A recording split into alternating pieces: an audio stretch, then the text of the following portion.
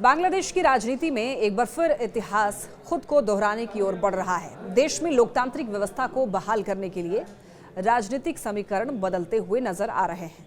जिस तरह 1990 में शेख हसीना और बेगम खालिदा जिया ने तानाशाह हुसैन मोहम्मद इरशाद को सत्ता से बेदखल करने के लिए एकजुट होकर आंदोलन किया था, अब वैसी ही स्थिति फिर से बन रही है।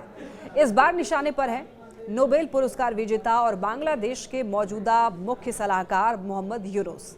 5 अगस्त को शेख हसीना के गद्दी छोड़ने के बाद बांग्लादेश नेशनलिस्ट पार्टी यानी कि बीएनपी को उम्मीद थी कि देश की बागडोर बेगम खालिदा जिया या फिर उनके बेटे तारिक रहमान के हाथों में होगी।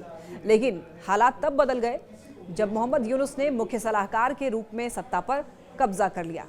यूनुस पर आरोप है कि वो लोकतांत्रिक चुनाव कराने में लगातार बहानेबाजी कर रहे हैं और सत्ता पर अपनी पकड़ मजबूत कर रहे हैं। बांग्लादेश के बड़े हिस्से में जनता का ये मानना है कि उन्हें सिलेक्टेड गवर्नमेंट नहीं बल्कि इलेक्टेड गवर्नमेंट चाहिए। लोगों के बीच असंतोष गहराता जा रहा है और विरोध प्रदर्शन बढ़ने लगे हैं। राजनीतिक विश्लेषकों का यह कहना है कि अगर जल्दी चुनाव नहीं हुए तो मोहम्मद यूनुस भी तानाशाह इरशाद की तरह सत्ता पर पूरी तरीके से नियंत्रण स्थापित कर सकते हैं। बांग्लादेश की बड़ी आबादी को लोकतांत्रिक सरकार चाहिए।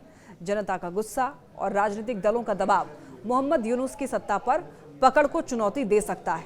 अगर शेख हसीना और खालिदा जिया फिर से एकजुट होकर आंदोलन करती हैं तो फिर बांग्लादेश में एक बार फिर इतिहास दोहराने की तैयारी हो सकती है। देखिए, अंतर्राष्ट्रीय समर्थन, जनता की एकजुटता और राजनीतिक दलों की ताकत इस बात को तय करेगी कि बांग्लादेश किस दिशा में जाएगा, एक और तानाशाही शासन की ओर या फिर लोकतंत्र की बहाली की ओर।